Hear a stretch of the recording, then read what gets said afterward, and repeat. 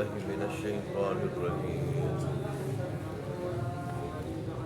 بسم الله الرحمن الرحيم. وإذا سألك عبادي عني فإني قريب أجيب دعوة الداع إذا دعاني وليستجيبوا لي وليؤمنوا بي لعلهم يرشدون. صدق الله مولانا العظيم وصدق رسوله النبي الأمي الكريم ونحن على ذلك من الشاهدين والشاكرين والحمد لله رب العالمين. اس آیت سے پہلی جو آیات ہیں ان میں بھی رمضان کے روزوں کا ذکر ہے، اور اس آیت کے بعد جو آیات ہیں ان میں بھی رمضان کے روزوں کا ذکر ہے. اور اس آیت میں اللہ تبارک و تعالیٰ نے دعا کا ذکر فرمایا. مفسرین لکھتے ہیں اس بات کی طرف اشارہ کرنے کے لیے کہ رمضان کے مہینے میں دعا زیادہ قبول ہوتی ہے، دعا زیادہ قبول ہوتی ہے، لہذا اللہ تبارک و تعالیٰ سے رمضان کے مہینے میں زیادہ سے زیادہ دعائیں مانگنے کا اہتمام کرنا چاہیے.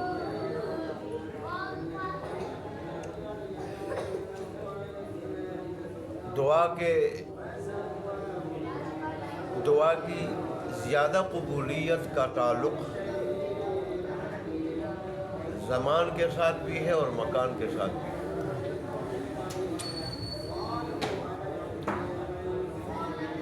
بعض زمانے ایسے ہیں کہ ان میں دعا زیادہ قبول ہوتی ہے، جیسے رمضان کا مہینہ، جیسے تہجد کا وقت، جیسے فرض نماز کے بعد کا وقت،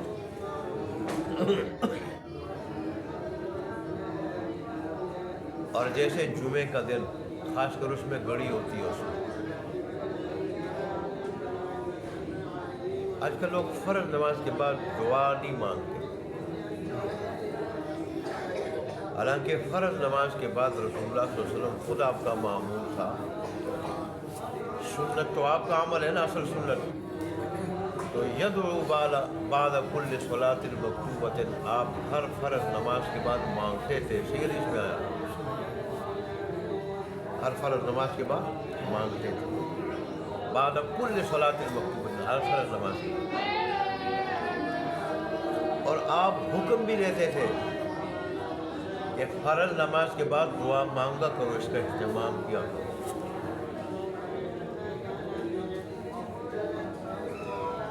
لیکن اس کے باوجود بعض لوگوں کی سمجھ نہیں آتی، وہ کس طرح کہتے ہیں کہ فرض نماز کے بعد دعا نہیں.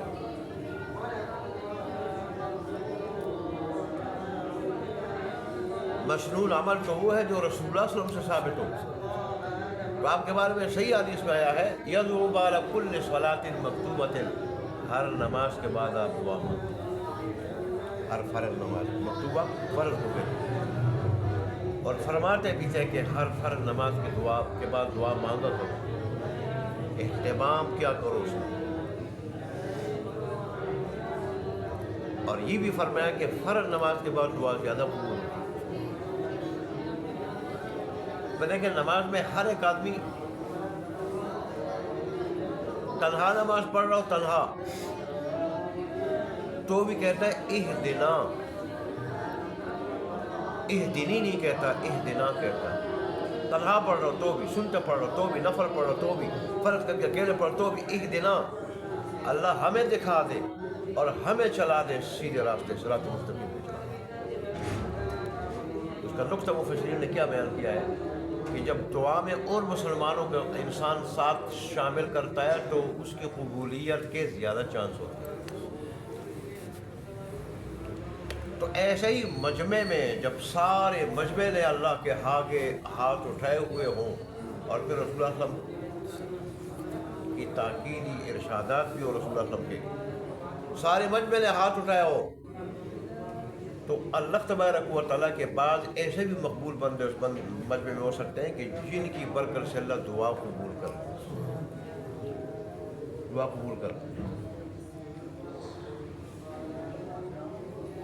اور رسول اللہ صلی اللہ علیہ وسلم نے عید کی نمازوں کے بارے میں جو فرمایا کرتے کہ آ جایا کرو عید کی نمازوں میں، جہاں اس کی اور حکمتیں بتاتے گی بھی کہ مسلمانوں کی دعا میں شامل ہو جاؤ، مسلمانوں کی.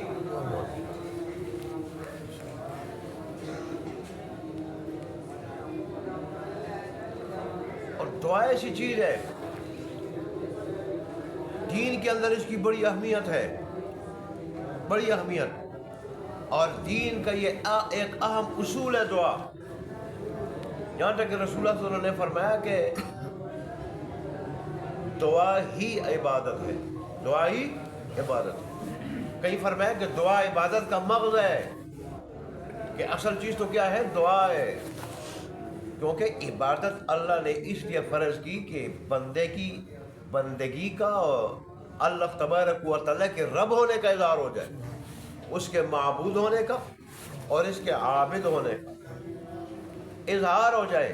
اور وہ سب سے زیادہ پھر اس کی بے نیازی کا اور اس کی عاجزی کا محتاجی کا اظہار ہو جائے، وہ سب سے زیادہ دعا میں ہوتا ہے. کہ یوں ہاتھ پہ لے رکھے اللہ یہ دے دے، اللہ یہ دے دے.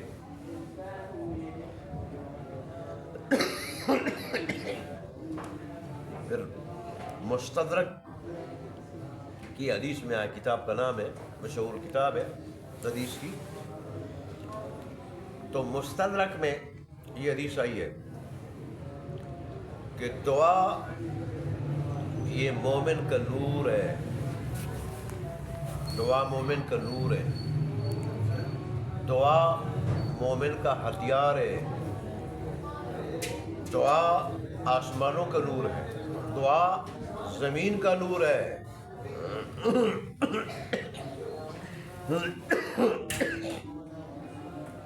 اور اللہ تبارک و تعالیٰ نے قرآن میں فرمایا کہ جو لوگ میرے سامنے دعا کرنے سے تکبر کرتے ہیں، نہیں مانگتے مجھ سے، یہ لوگ ذلیل ہو کے جہنم میں داخل ہوں. حدیث میں آیا کہ اللہ بندہ جب اس سے مانگتا ہے تو اللہ خوش ہوتا ہے، اور نہیں مانگتا تو اللہ ناراض ہوتے ہیں اس سے.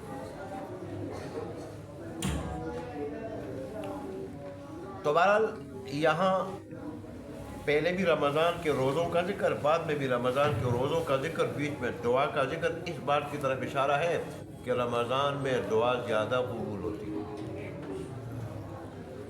اور اللہ نے اس طرف اشارہ کیا ہے کہ رمضان کے مہینے میں زیادہ سے زیادہ مانگنے کا اہتمام کیا کرو. اور اس میں حضرت تقی صاحب نے فرمایا ایک باریک اشارہ اس طرف بھی ہے کہ اس کا یہ مطلب نہیں کہ قبولیت رمضان کے ساتھ خاص ہے. ٹھیک ہے رمضان میں دعا زیادہ قبول ہوتی ہے، لیکن اس کے ساتھ خاص نہیں، غیر رمضان میں بھی اللہ تبارک و تعالیٰ دعا قبول کرتا ہے. انہوں نے فرمایا اِذَا سَأَلَكَ عِبَادِي عَنِّي فَإِنِّي قَرِيبٌ، کہ جب بھی میرے بارے میں میرے بندے آپ سے پوچھے تو میرے حبیب ان کو بتا دے کہ میں تو ان کے قریب ہوں، میں قریب ہوں. لہٰذا وہ مجھ سے چھپ چھپ کے آہستہ آہستہ جب بھی دعا مانگے کہ میں قبول کروں. تو اس کا یہ مطلب رمضان نکل گیا تو اب بس دعاؤں کی چھٹی، اب دعا قبول نہیں ہوگی. غیر رمضان میں بھی قبول کرنے والا وہی ہے اور قبول کرتا ہے وہ. البتہ رمضان میں قبولیت کے کیا ہے زیادہ چانس، اس میں زیادہ اہتمام کرنا چاہیے. جیسے علماء نے لکھا ہے کہ رمضان میں پہلے کلمے کا ورد زیادہ سے زیادہ کرنا چاہیے، پہلے کلمے کا اور استغفار کا. تو ایسے ہی دعاؤں کا بھی زیادہ سے زیادہ اہتمام. اور دوسری بات، اللہ تبارک و تعالیٰ دعا قبول کرتا ہے. ٹھیک ہے اس قبولیت کے لیے کچھ شرطیں بھی ہیں. ایک تو ہے کہ رزق حلال ہو، رزق حلال ہو. ساتھ اللہ تبارک و تعالیٰ کی باتیں دل سے مانیں، اللہ کی باتیں دل سے مانیں، اللہ کے احکامات پہ دل سے عمل کریں، اور اللہ کی ذات پہ یقین ہو، اللہ کی ذات پہ یقین ہو، تو اللہ کی ذات پہ یقین ہو، اللہ کے احکامات دل سے مانیں اور ان پہ عمل کرے. اور ساتھ کیا ہے روزی بھی حلال ہے، تو پھر اللہ ضرور دعا قبول کرتا ہے۔ لیکن قبولیت کے 3 درجے ہیں۔ پہلا درجہ یہ ہے کہ اگر وہ دعا اللہ کی مشیت اور حکمت، حضرت انسان کی حکمت و مصلحت کے موافق ہے، اللہ کی مشیت و حکمت کے موافق ہے، نقد دینے میں حضرت انسان کا فائدہ ہے، اللہ نقد دے دیتا ہے جو مانگتا ہے، اللہ نقد دے دیتا ہے جو یہ مانگتا ہے۔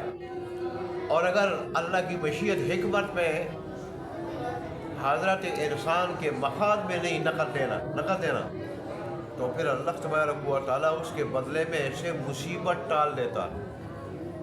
چنانچہ حدیث شریف میں آتا ہے جب انسان کے منہ سے دعا نکل رہی ہوتی ہے، یہ دعا کوئی معمولی چیز نہیں ہے، اس میں بہت بڑی طاقت ہے، یہاں تک کہ معلق لٹکی ہوئی تقدیر کو بھی بدل دیتی ہے دعا۔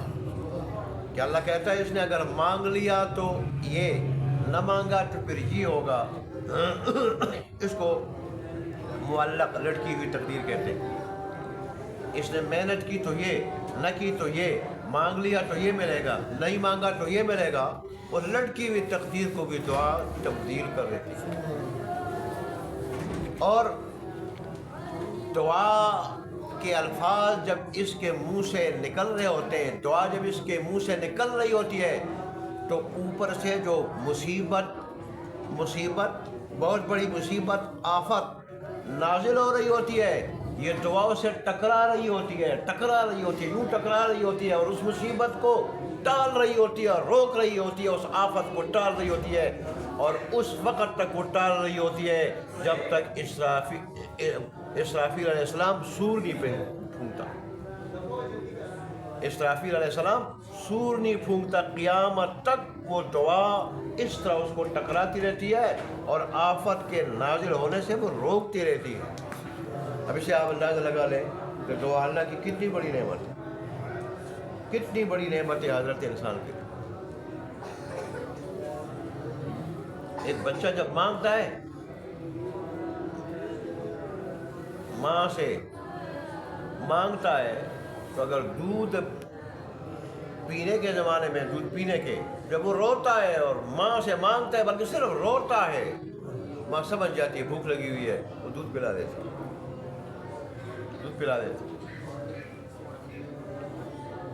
اس طرح اور مطالبات منظور کرا دیتا ہے وہ بچہ۔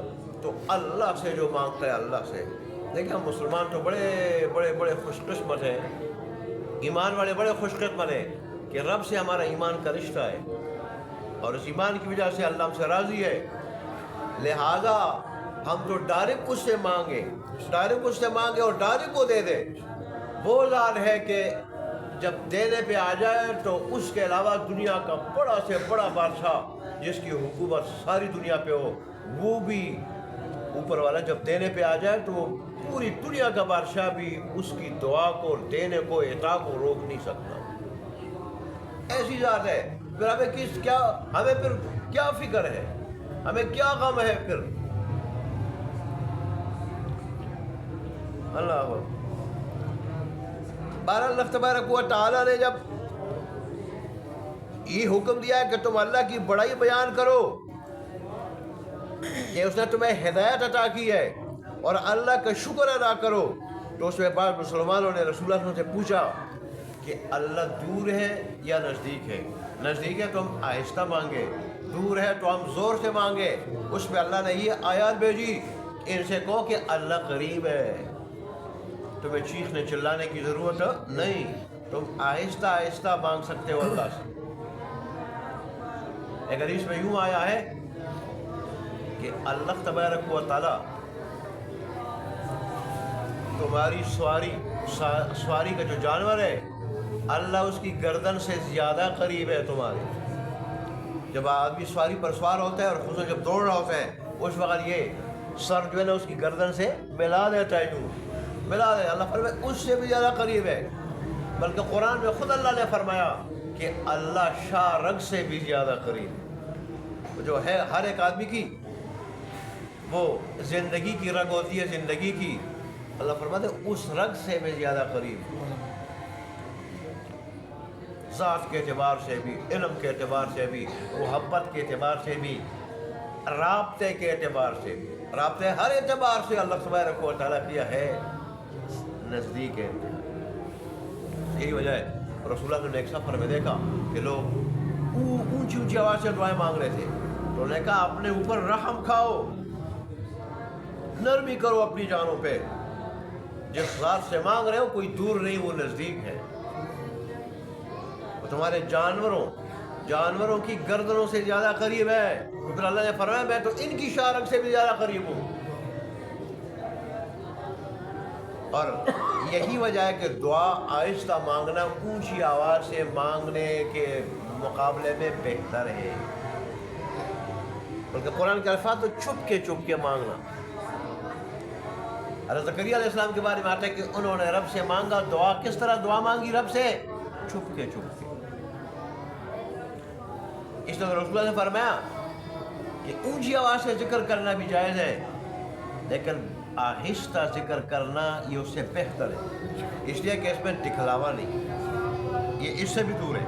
اور دوسرا، آہستہ ذکر کرنے سے، آہستہ دعا مانگنے سے دوسرے لوگوں کی عبادت متاثر نہیں ہوتی، تلاوت کرنے والے کی تلاوت، نماز پڑھنے والے کی نماز وہ متاثر نہیں ہوتی۔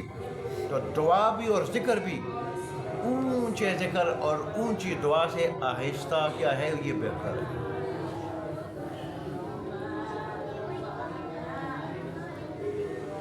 اللہ اکبر۔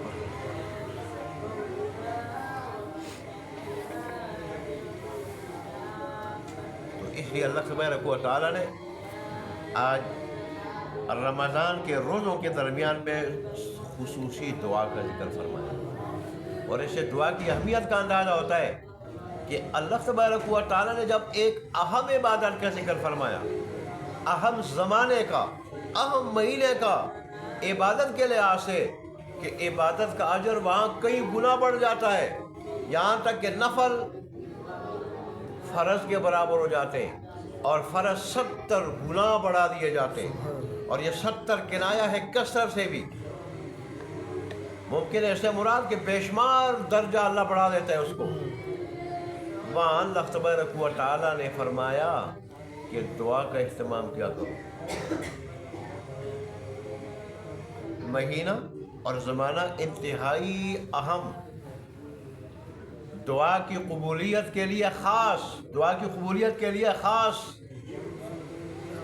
تو اللہ تبارک و تعالیٰ جب سب سے اہم عبادت روزے کا ذکر کیا، سب سے اہم عبادت روزے کا، اللہ نے وہاں دعا کا تاکیدی حکم بھی دیا